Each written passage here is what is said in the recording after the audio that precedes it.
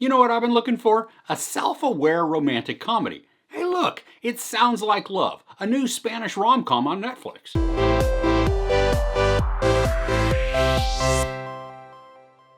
A fashion assistant has just about got her life together after a devastating breakup when the man who broke her heart returns. Seeking support from best friends, all three will learn love can be complicated. So we have Maka, an assistant to this fashion influencer. She's had a tough time getting over a breakup that happened quite a while ago. Now she's also got two best friends, Adriana and Hime, who also are both struggling in their own relationships. So when this chance meeting brings Maka and her ex Leo back into contact, Maka's world just gets all kinds of topsy-turvy as she tries to get a handle on her career and then her love life. For the Spanish rom-com, Maka serves as the narrator for what's going on, but she also breaks the fourth wall and then speaks directly to us. She's taking pauses in her conversations and interactions to turn to the camera and then fill us in on her thoughts and opinions for what's going on in the moment. The development for the characters comes on pretty quickly at the very beginning of the movie. We're introduced to Maka and her friends, and then in a rapid-fire delivery, we get some backstory on them and their relationship woes. Now this was a bit fast for me, but I kind of caught up as the story went along.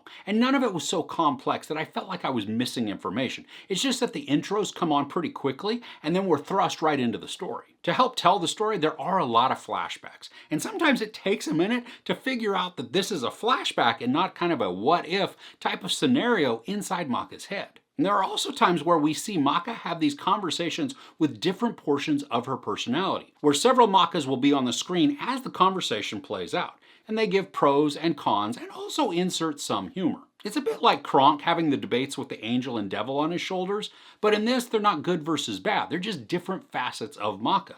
And sometimes parts of her personality are at different stages of her life. These interactions are not only meant as a storytelling device, but they're also intended to infuse some humor. Sometimes it works, sometimes not. Now despite this being a rom-com, some of it is fairly angry in tone. The story uses that to up the drama and conflict, but sometimes it just makes the characters come across as childish and spoiled. And that in turn made me connect less with the characters at different points because their actions and their attitudes were just more turnoffs than anything. Other times though, this movie made me chuckle because the characters were outlandish at points.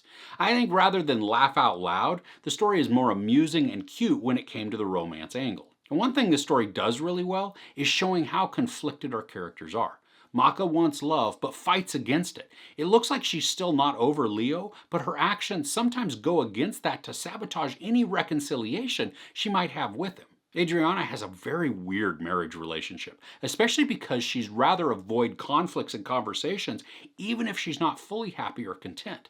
And this does lead to an intense decision later on, which then has its own set of complications. And Lima is on the search for the impossible. She knows she's a bit delusional, but at least she's okay with it. There are some other portions that are included in the story that I think are meant for comic relief, and maybe even some conflict, but they don't offer much of either. Maka works for this very self-involved influencer who's just a terrible and vapid person. And as the audience, we see that Maka should just leave immediately, but she's unwilling to do so. And the conversations are biting and they're mean, but at least they're effective in making the influencer a villain.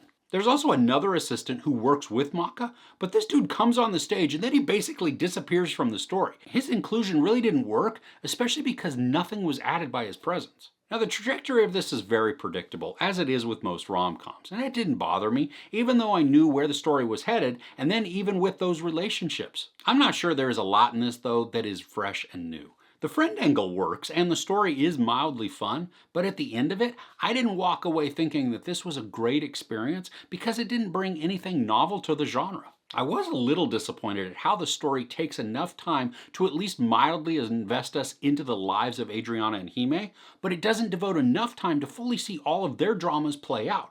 The conflicts and resolutions in those scenarios feel very rushed and then inconsequential, even though the narrative did give prominence to them at certain points. This isn't too bad for a casual watch, but if you're not a Spanish speaker and you only do subtitles like I do, this can't be too casual of a watch, otherwise you won't know what's going on because you're going to miss the subtitles. The movie is an hour and 50 minutes, and while it didn't drag, some of the angrier portions in the middle felt a bit repetitive or even unnecessary.